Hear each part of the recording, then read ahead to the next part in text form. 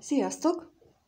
Most az előttünk álló hétre, és ez pont akkor van, amikor megtalál téged ez a videó, az előttünk álló egyhetes időszakra mit mutatnak a lapok, mire számíthatunk, szóval egyáltalán fog-e történni valami, illetve mi fog történni. Két választási lehetőséget hoztam. Az egyik a rendes a Rider-Waite tarót, és a másik a Crowley tarót, tehát két tarót, ami közül választhatsz. Úgyhogy kezdjünk is bele, nem húzom az időt, lássuk, hogy akik a Rider-Waite-t választották, nekik mit mondanak a lapok az előttünk álló egyhetes időszakra, mire számíthatunk, mire várunk, mire várhatunk, mi lesz a következő egy hétben, mi lesz a következő egy hétben, és mi lesz a következő egy hétben? Hát lesz mindenféle finomság, mindenféle öröm, és ugyanakkor meg egy kis merevség is lesz ebben az örömben. Méghozzá a merevségünket az okozza, hogy nem vagyunk hajlandók meglátni azt, ami ott van az orrunk előtt. Egyszerűen becsukjuk a szemünket, és nem veszünk róla tudomást. Pedig érkezik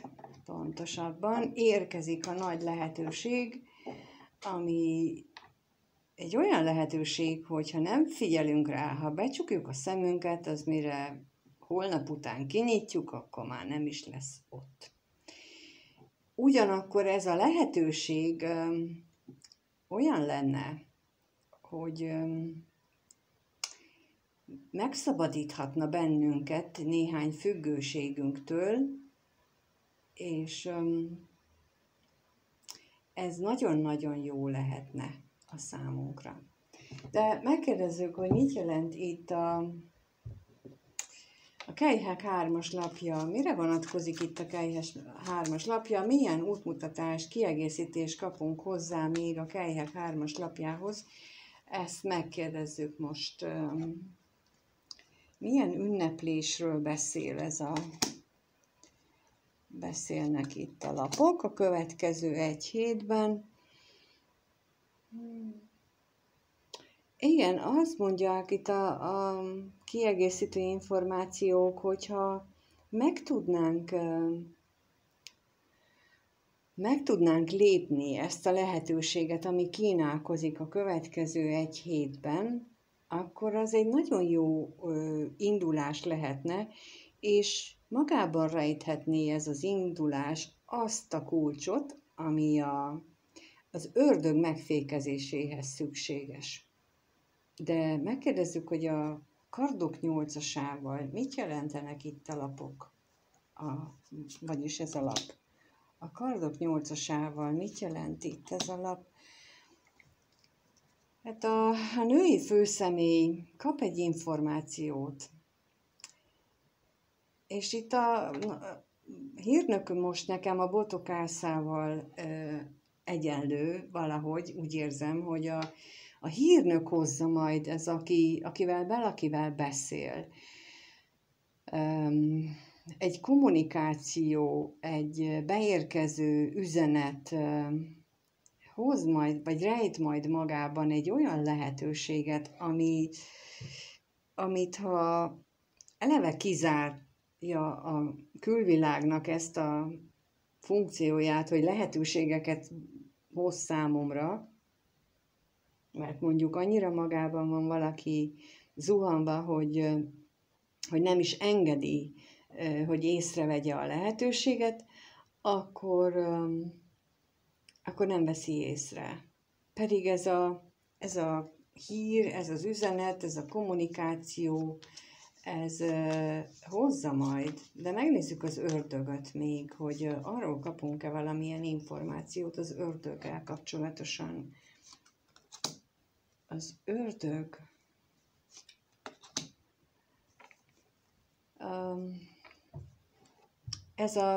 amihez egy ragaszkodunk, amihez nagyon kötődünk, az valójában egy nagyon látszat dolog. Most nekem a virágcsokorból ez jön, hogy ilyen felszínes, ilyen, hozok egy nyalókát, de az igazából, ha belegondoltak, hogy nem olyan igazi ajándék.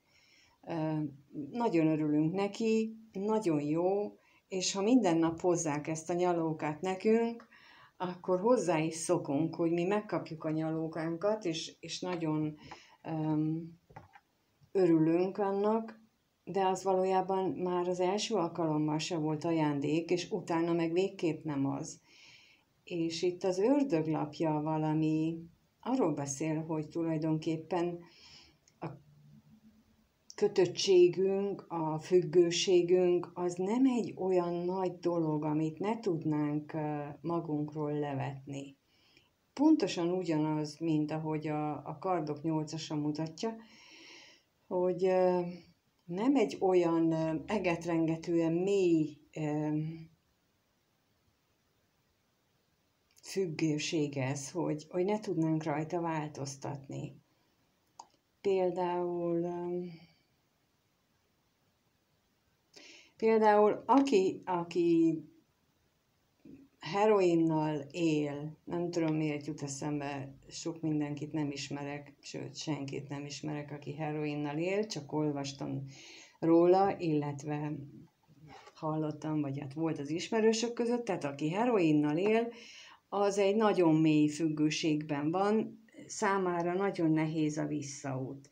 De aki csak ilyen, nem tudom, milyen felszínesebb kábítószerrel, nekik sem könnyű, de náluk szinte elég az elhatározás és néhány trükkös lépés ahhoz, hogy megszabaduljanak ettől a függőségüktől, és most, ahogy mondtam, a trükkös lépést ez jutott eszembe, tehát hogy hasonlatként azért mondtam el ezt, mert hogy tulajdonképpen itt is erről van szó, hogy ez a függés, amitől meg kellene szabadulni, ez nem egy nagy dolog.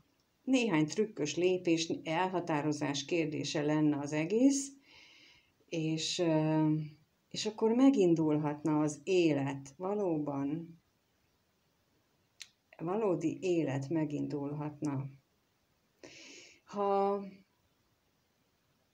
olyan szituációban vagytok, hogy nem tudjátok eldönteni, hogy mi lehet ez a függés, vagy mi lenne az a trükkös apró lépés, akkor tanácsolom nektek azt, hogy egyszerűen kérdezzétek meg, úgy bele a levegőbe azt, hogy mi lenne most itt a jó lépés. Mit kellene változtatnom, mitől kellene megszabadulnom, mi az, amit le kellene raknom, mi az, amit el kellene engednem, mi az, ami gátolja a továbblépésemet, mi az, ami gátolja azt, hogy észrevegyem a kínálkozó lehetőségeket, tehát ezek közül a kérdések közül bármelyiket, vagy mindegyiket elmondhatjátok külön-külön, és úgy várjátok meg azt, hogy egyszer csak valami eszetekbe jut. Akármi. Csak az éppen olyan dolog lesz, ami nagyon nem passzol az adott körülményetekhez. Na, azon el kellene egy kicsit gondolkodni, mert az fogja magában rejteni a választ. És bocs, én nálam biztosan nem így működik, ezért csak azt tudom megosztani, amit nálam működik. Tehát nem olyan egyértelműen szokott jönni, hogy figyelj, vedd fel ezt a ceruzát, és tedd arrébb. Na nem. Tehát van, amikor úgy körülírják, hogy mit kell csinálni, van, amikor például emlékeztetnek egy korábbi eseményre, és amikor az eseményt felidézem, akkor eszembe jut, hogy hogy ott mit csináltam, és akkor így rájövök a válaszra is. Tehát nem ennyi egyértelmű és direkt módon érkezik meg a válasz, de de egy próbát megér. Kárt nem okoztok vele, legfeljebb gyakorolhatjátok azt, hogy mennyire halljátok meg a belső hangot, mennyire halljátok, vagy tudtok kapcsolódni az intuíciótokhoz. Tudjátok ezáltal fejleszteni a harmadik szemet, a megérző képességet, vagy nevezzem bárhogy, mindenképpen hasznos lehet ez a kis kérdezfelelek.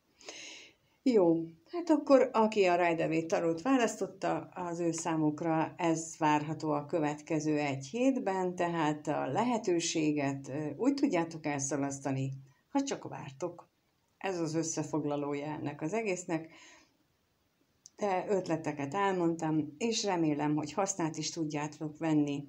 És mindenkinek köszönöm, hogy itt volt, megnézte, és sok sikert kívánok hozzá. Sziasztok!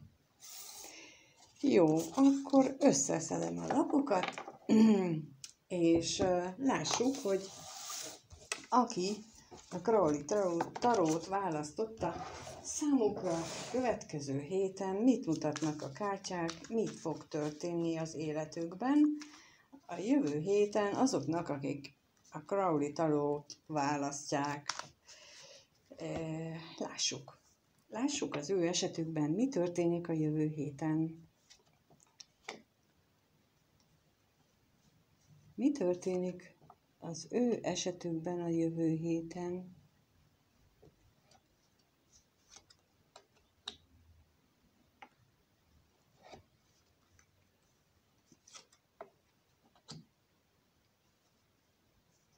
Nagyon érdekes lapok jönnek ki.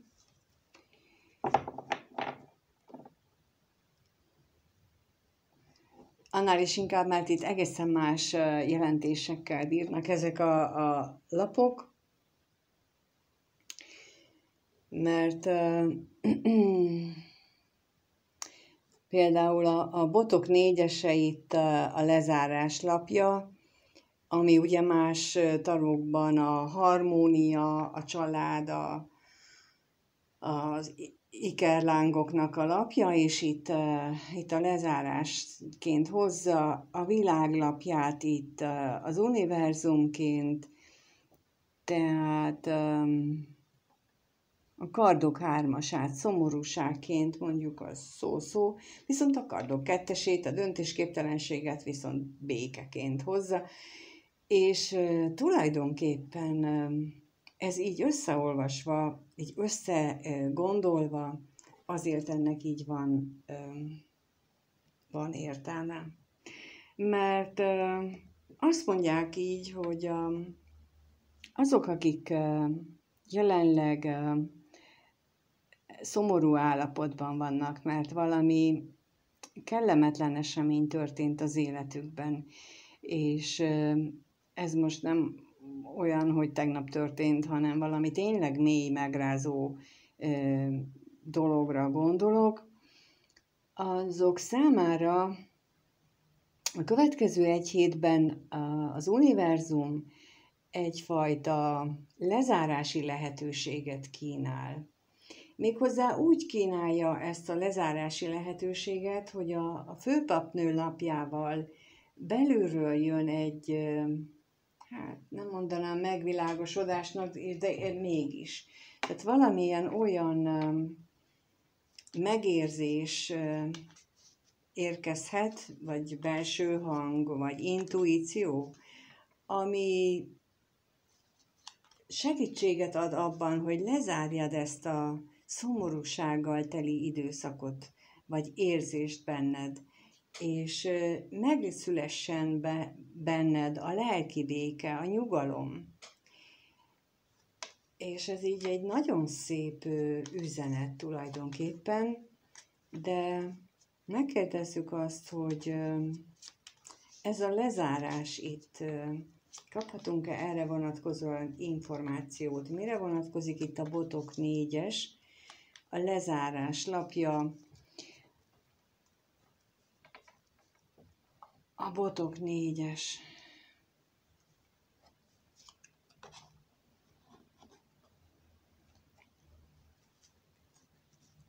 A botok 4-es mire vonatkozik itt? Lezárás. Nem kapunk rá választ, mert ugye a fa és a kasza az ugyancsak ezt jelenti, hogy valami régóta fennálló, stabil dolgot most egyszerűen befejeztek. Megkérdezzük az univerzum lapját, a másik kártyákban a világ lapját, de itt az univerzumot jelenti. Milyen módon avatkozik ő bele? Megkaphatunk erről valamilyen információt, hogy milyen módon avatkozik ő bele ebbe a lezárásba? Milyen módon avatkozik ő bele?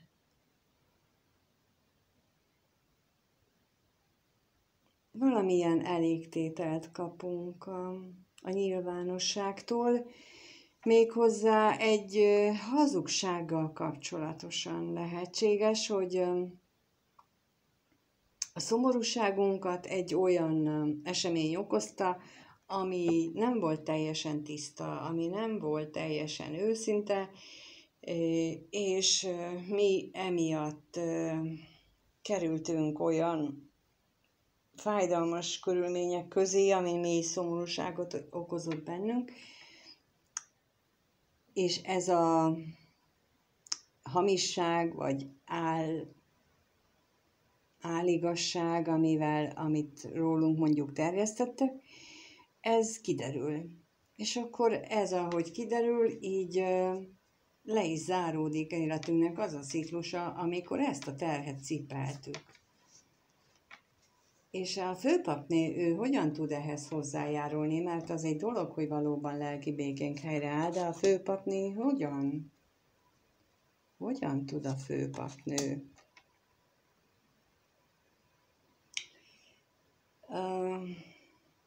Azzal tud a főpapnő hozzájárulni, hogyha mi magunkban például, és akkor ez a lelki béke eléréséhez segít hozzá a főpapnő, tehát nem elég, hogy lezárjuk, ahhoz, hogy megleljük a lelki békénket, ahhoz arra is szükség van, hogy mi feldolgozzuk a fájdalmunkat, miután a sötétség ez úgy feloszlott, amikor kezd kivilágosodni a világ, akkor ne maradjunk benne a fájdalomba, hanem rakjuk le, tegyük félre, és ne azzal törődjünk, hogy mondjuk milyen hosszú időn kellett nekünk ártatlanul szenvedni, meg ártatlanul megvádoltak, meg mit tudom én, munkahelyen hány éven keresztül kellett elviselni annak akárkinek a hülyeségét, és ne ezzel rágódjunk, hanem tegyük félre, és lépjünk túl. És akkor tudjuk elélni ezt a békés időszakot a lelkünkben, az egész gondolatvilágunkban, hogyha nem ragadunk benne ebbe a régi állapotba, hanem felülemelkedünk rajta. És tulajdonképpen ennek akik ezt a kártyát választották, a következő egy hétre ez a legnagyobb tanács, hogy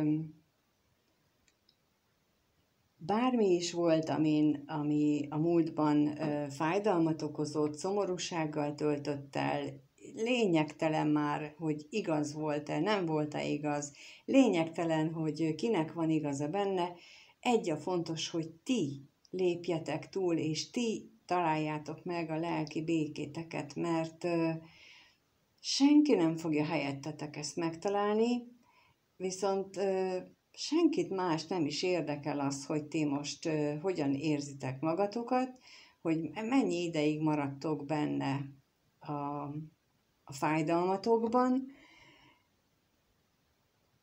de meg tudjátok tenni, képesek vagytok rá, ott van bennetek ez a képesség, hogy túl tudtok rajta lépni. És ha csak ennyi kell hozzá, hogy a jelenle koncentrálunk, vagy arra koncentrálok, hogy holnap én már jól akarom érezni magamat, úgyhogy ma változtatok rajta, ma kiderültek a dolgok, tehát hogy benned van a megoldás kulcsa, és akkor holnap már szép lesz ettől az életed. Úgyhogy ez a következő egy hétre a lehetséges fejlemény, aki ezt a kártyát választotta, azoknak a nézőknek, úgyhogy köszönöm, hogy itt voltál, megnézted, köszönöm, ha lájkolsz, feliratkozol, és mindenkinek minden jót kívánok. Sziasztok!